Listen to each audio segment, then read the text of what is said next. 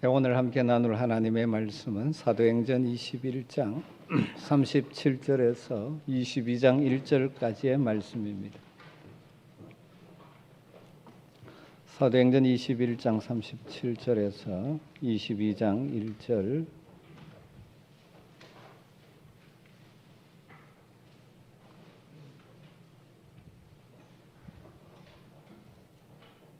말씀을 한 절씩 교독하겠습니다. 바울을 데리고 영내로 들어가려 할 그때에 바울이 천부장에게 이르되 내가 당신에게 말할 수 있느냐? 이르되 네가 헬라 말을 아느냐?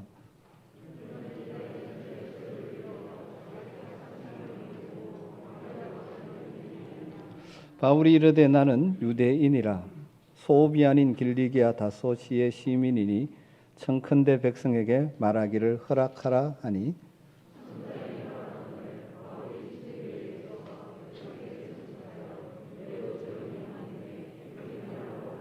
같이 읽습니다. 부형들아 내가 지금 여러분 앞에서 변명하는 말을 들으라. 아멘.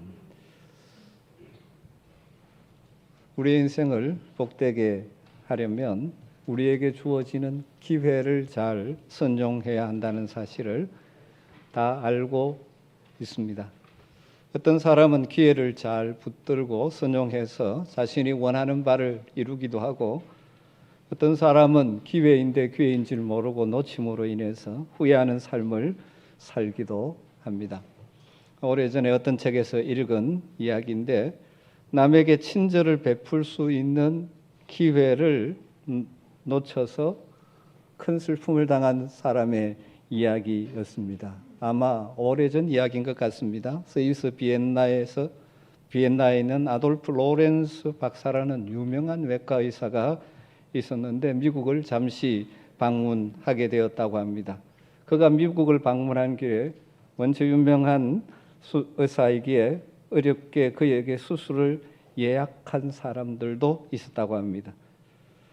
어느 날 틈이 나서 시내를 산책하다가 소나기를 만나게 됩니다. 비를 피하여 어느 집의 문을 두드렸는데 그 집 주인인 중년 부인이 아주 신경질적인 반응을 하면서 문을 쾅 닫아버렸답니다. 그런데 그 다음날 신문기사에 이런 기사가 났습니다. 아돌프 로렌스 박사 소나기를 만나 심한 감기에 걸려 귀국, 모든 수술 예약 취소. 그런데 그를 문전에서 박대한 부인은 위독한 자기 딸을 위해서 간신히 그 유명한 스위스 의사와 수술을 예약했던 사람이었다고 합니다. 결과적으로 딸의 수술 기회를 놓친 것이죠. 성경은 우리에게 기회를 사라고 말씀합니다. 에베소서 5장 18절에 세월을 아끼라고 말씀하는데 거기에 세월이라고 번역된 헬라어 단어는 카이로스라는 단어로 기회라는 의미가 더 강하고 아끼라고 번역된 단어는 영어로 리딤, 구속하라, 대가를 지불하고 살아 그런 의미입니다. 여러분 인생을 살다가 우리에게 주어진 기회를 특별히 하나님이 주신 기회를 대가를 지불하고도 사는 것이 필요하다는 것이죠. 우리 인생에 수많은 기회들이 우리 앞에 있습니다. 그런 일반적인 삶의 기회도 놓치지 않는 것이 참 중요하겠죠. 그러나 무엇보다도 하나님의 자녀로서 이 땅을 살아가는 우리 그리스도인들에게 중요한 것은 하나님이 주신 은혜의 기회를 놓치지 않는 것입니다. 특별히 복음을 전할 기회를 놓치지 말아야 되고 우리에게 주신 사명을 감당할 수 있는 기회를 놓치지 말아야 합니다. 오늘 우리가 읽은 말씀에는 로마 군인들에 의해서 두 손을 쇠사슬에 결박당한 채 안토니아 요새로 끌려 올라가는 바울의 모습이 기록되어져 있습니다. 유대인들의 폭행으로 인해서 스스로 걸을 수 없으니 로마의 군인들이 들고 지금 안토니아 요새 로마 군대 영내가 있는 그곳으로 지금 들어가고 있습니다. 바울로서는 그대로 로마군의 요새 안에 들어가기만 하면 일단 자신을 쳐 죽이려는 유대인들의 위협으로부터 벗어날 수가 있습니다.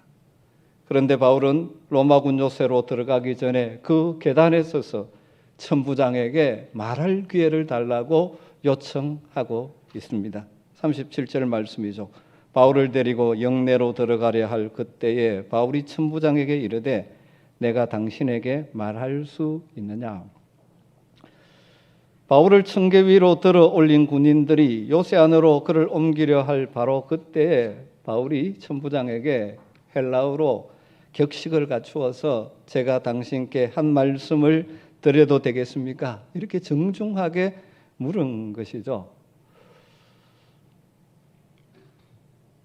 이 바울의 물음에 깜짝 놀란 천부장이 바울에게 두 가지 질문을 던지죠. 그것이 37절 하반절부터 나옵니다. 이르되 내가 헬라 말을 아느냐? 그러면 이전에 소요를 일으켜 자객 4,000명을 거느리고 광야로 가던 애굽인이 아니냐? 이 천부장의 질문을 뉘앙스를 담아서 옮겨본다면 그 첫 번째 질문은 네가 어떻게 고급 헬라어를 구사할 줄 아느냐? 그런 말이고, 두 번째 질문은 그렇다면 너는 폭동을 일으킨 후에 자객 4,000명과 함께 광야로 잠적한 그 애굽인이 아니냐? 이런 질문이 됩니다.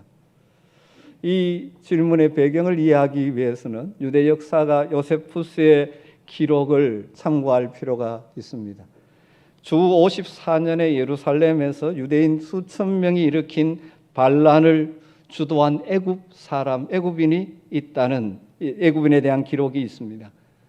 스스로 선지자임을 자처하면서 그가 자기를 추종하는 열광적인 광신도들을 이끌고 예루살렘 근처 감람산에 응가하고 있었습니다.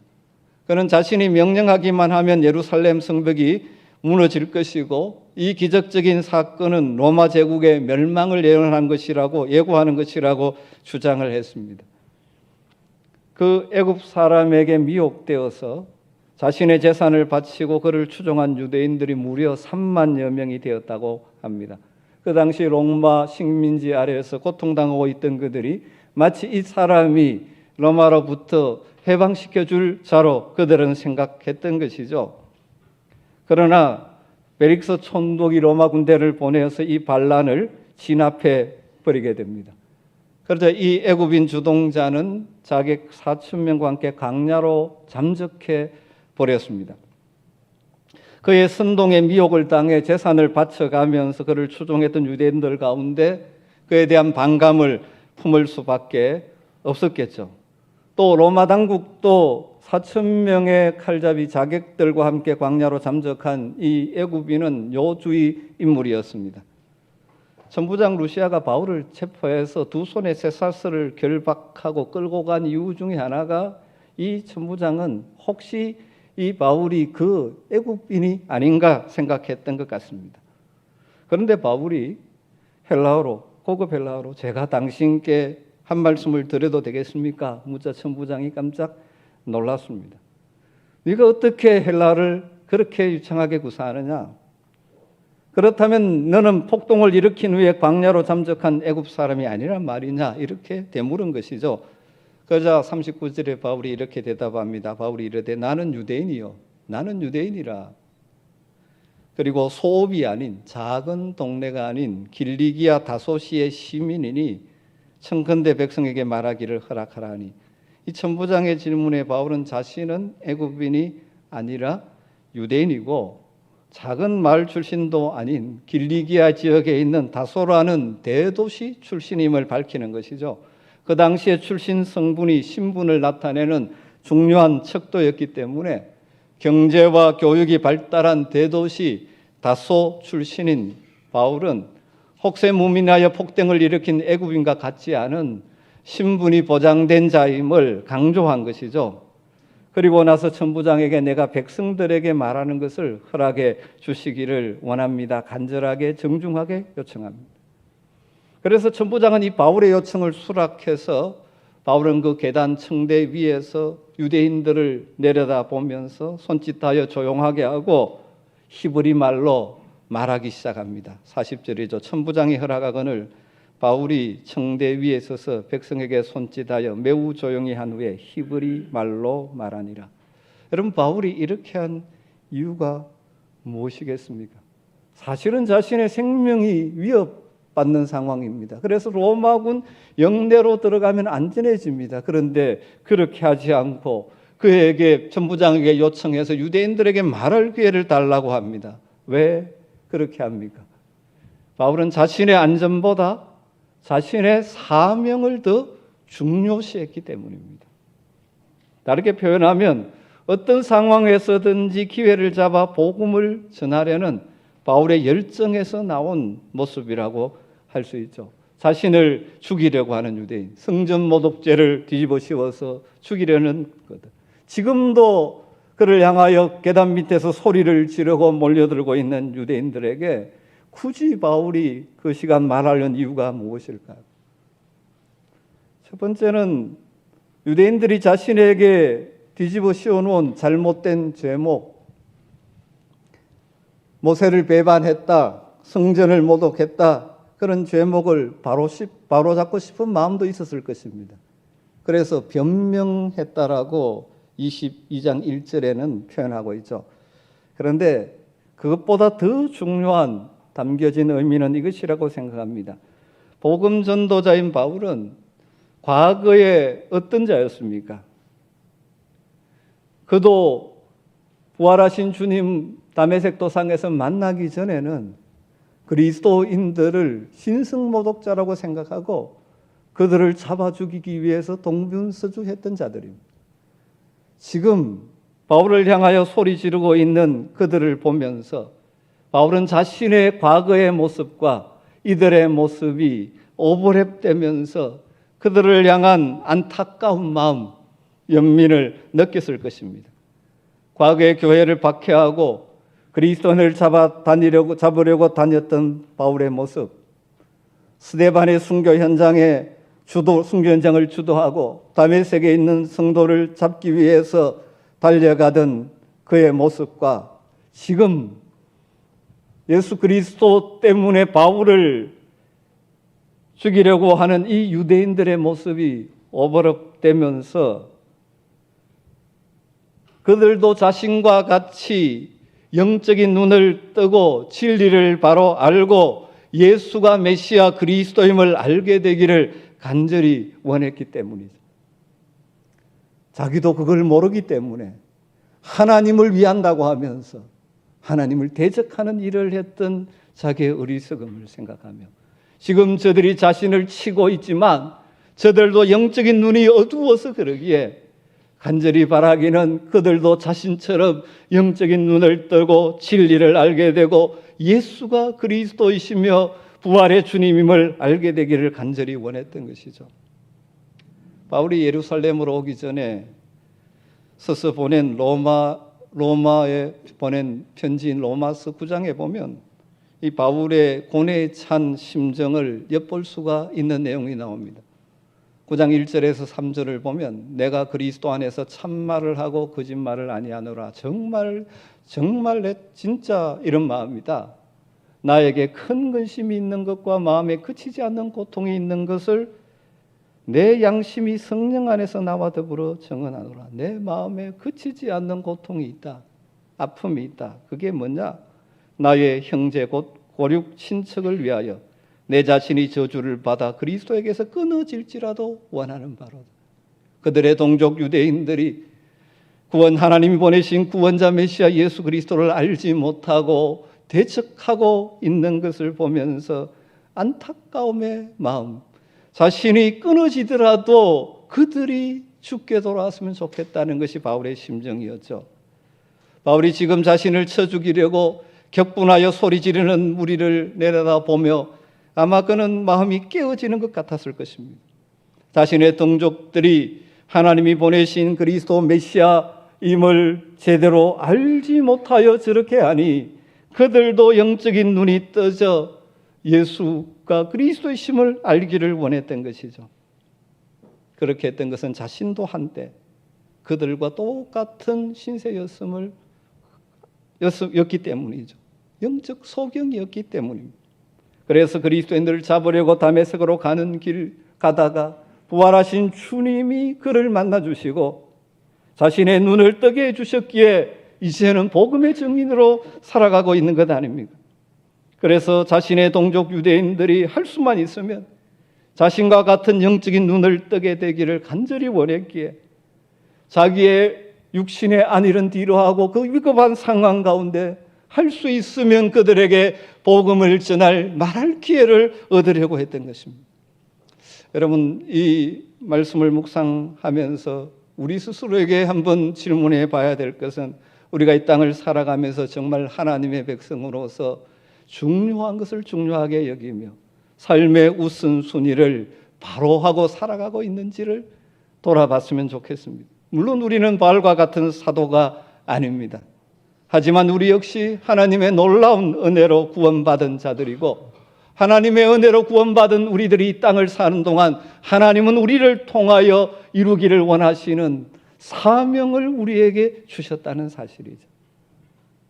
사명. 다르게 말하면 하나님이 나를 부르신 목적을 이해하고 깨닫고 살아가고 있는가? 아니면 내 편안함, 내 안전함이 늘 우선순위가 되어서 모든 일을 결정하며 살고 있지는 않은가? 정말 하나님의 백성으로서 중요한 것이 무엇인지를 알고 그것을 따라 판단하고 선택하며 살아가는가? 또 한편 사랑하는 가족, 이웃, 친지 가운데 아직도 주님을 알지 못하는 영적인 소경으로 살아가고 있는 자들을 향한 바울과 같은 아픈 마음들을 가지고 있는가? 오늘 이 자신의 안전은 뒤로 하고 할 수 있으면 그들에게 복음의 메시지를 전하려고 하는 바울의 마음에서 바울을 통하여 우리에게 던지는 메시지들이 여러분의 가슴에 담겨지게 되기를 간절히 주의 이름으로 축복합니다. 본문에서는 좀 부차적인 것이지만 또 한 가지 더 나누고 싶은 내용이 있습니다. 바울이 로마인인 천부장과 대화에는 무슨 언어를 사용합니까? 헬라어를 사용하고 있습니다. 그런데 동족인 유대인들에게 말할 때는 무슨 말로 했다고 말합니까? 히브리 말로 말하기 시작했습니다. 왜 그렇게 했을까요? 굳이 요즘 표현을 사용한다면 효과적인 의사소통을 위해서라고 볼 수 있겠죠. 로마 군인인 천부장에게는 아주 유창한 고급 헬라어를 구사함으로 자신이 어떤 자임을 신뢰할 수 있는 신뢰를 얻으려고 한 것이고, 유대인들에게는 친밀함을 나타내기 위해서 모국어인 히브리어로 입을 연 것이죠. 바울 사도는 늘 복음의 진리는 결코 타협하지 않지만 그 복음을 전하는 도구, 방법, 이것은 늘 대상자를 염두에 두고 선택하고 사용했다는 것을 알 수 있습니다. 이 말씀을 보면서 나는 바울처럼 이중 언어를 구사하지 못하니까 아무 상관이 없다라고 생각하시면 안 됩니다. 여러분, 우리 그리스도인들은 삶의 다양한 관계 속에서 효과적으로 의사소통을, 커뮤니케이션을 할 수 있어야 하죠. 다르면 다양한 상황에서 다양한 언어를 구사하는 지혜가 필요합니다.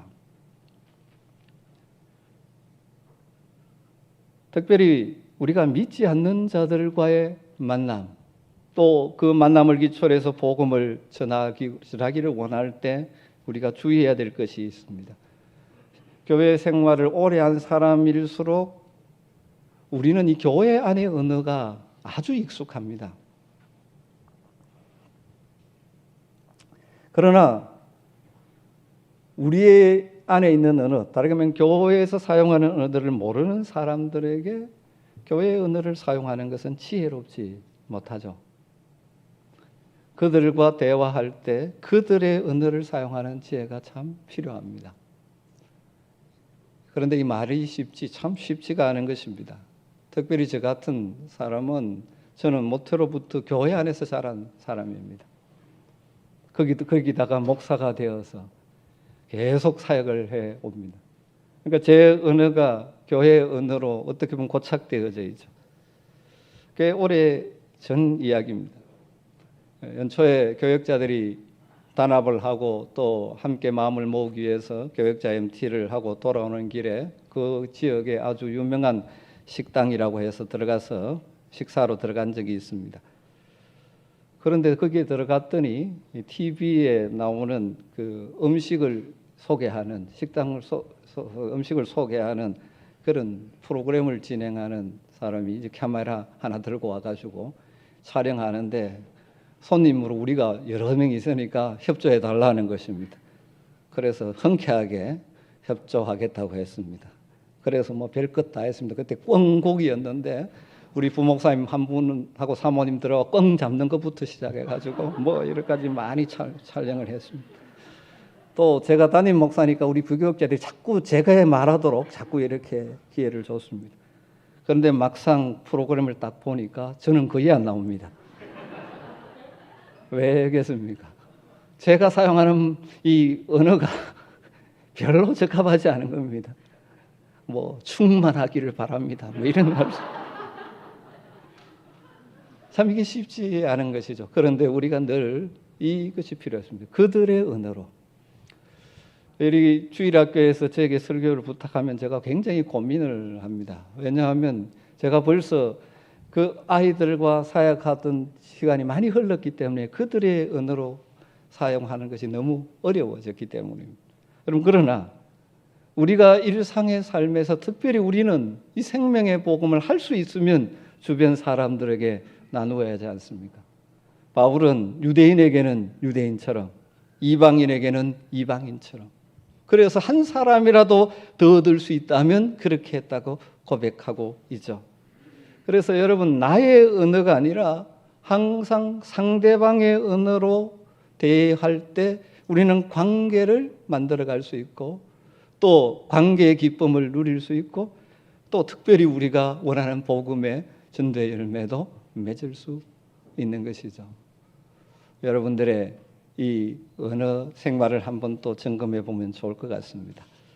마지막 결론적으로 중요한 메시지는 바울이 이토록 자신의 안전을 뒤로 하고 유대인들에게 뒤에 보면 다음 주에 살피겠습니다. 자신의 간증을 담은 복음을 증거하려고 하는 이토록 간절히 그렇게 하는 이유가 무엇일까요?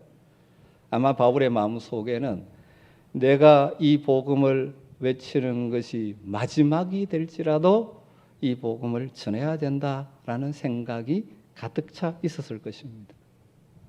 이번 기워진 이 기회가 이들에게 내가 복음을 전할 수 있는 마지막 기회라는 생각을 가지고 간절한 마음으로 자신의 간증을 담은 복음을 전했을 것으로 생각되어집니다. 결과는 하나님께 맡기고 어떻게 하든지 기회를 만들어서 자신의 동족들에게 복음의 진리를 전해서 그들의 영적인 눈을 뜨게 하고 싶은 것이 바울의 마음이죠. 바울이 그 복음을 전한다고 해서 아무리 효과적인 방법을 사용한다고 해도 열매가 없을 수 있습니다. 오늘 22장 이후에 바울의 간증을 담은 복음 증거를 유대인들이 받아들인 것도 아닙니다. 그러나 바울은 결과에 연연하지 않고 자신의 사명을 감당하기 위해서 주어진 기회를 사용하고 있는 것입니다. 오늘 말씀을 적용하면서 우리는 우리에게 주어진 다양한 상황에서 최선을 다해 기회를 만들고 기회를 사용할 줄 아는 지혜로운 자가 될 필요가 있다는 것입니다. 여러분에게 주어진 기회를 그냥 허비하지 마십시오. 이런 찬송가의 가사를 쓴 사람 중에 이런 배경을 가진 이야기가 있습니다. 18세기의 이야기인데 캐나다의 헤더스톤이라는 그리스도인이 있었습니다. 안타깝게도 혀에 암이 생겨서 요즘처럼 그렇게 발달한 시절이 아니니까 혀를 자르는 수술을 해야 되는 상황이었다고 합니다. 그래서 의사가 수술을 앞두고 이 헤더스톤에게 이야기합니다. 수술하고 나면 말을 할 수 없게 될 것 같은데 마지막으로 할 말은 없습니까? 라고 물었더니 이분이 한참 동안 침묵을 지키다가 마지막 자기가 소리내 할 수 있는 말을 하면서 이런 고백을 했습니다. 주님, 제가 주님을 더욱 사랑합니다. 자기에게 주어진 말할 수 있는 기회가 마지막이라는 사실을 알고 그가 고백한 고백은 내가 주님을 더욱 사랑합니다. 그가 그 신앙의 고백을 담아서 쓴 찬송시가 오늘 우리가 함께 불렀던 찬송가 315장입니다. 내 주 대신 주를 참 사랑하고 곧 그에게 죄를 다 고합니다. 큰 은혜를 주신 내 예수시니 이전보다 더욱 사랑합니다. 계속 반복되는 구절이 마지막이죠. 이전보다 더욱 사랑합니다.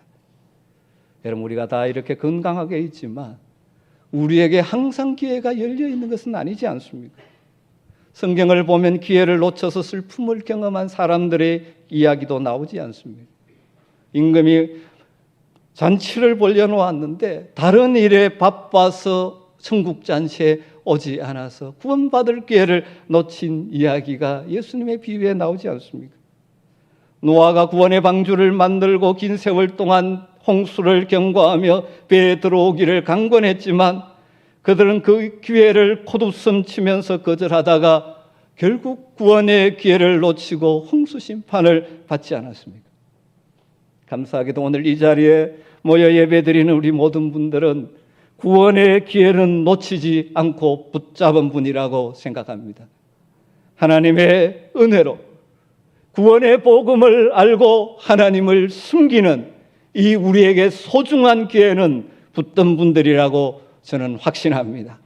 그런데 그 외에 우리가 믿음으로 살아가는 삶의 여정에 우리가 붙들고 순종해야 될 기회는 너무너무 많지 않습니까? 저는 우리 모두가 하나님을 섬기는 기회를 놓치지 말았으면 좋겠습니다. 하나님을 섬기고 교회를 섬기고 성도를 섬기고 이웃을 섬기는 기회가 주어졌을 때 놓치지 않고 순종하는 지혜로운 성도가 되었으면 좋겠습니다.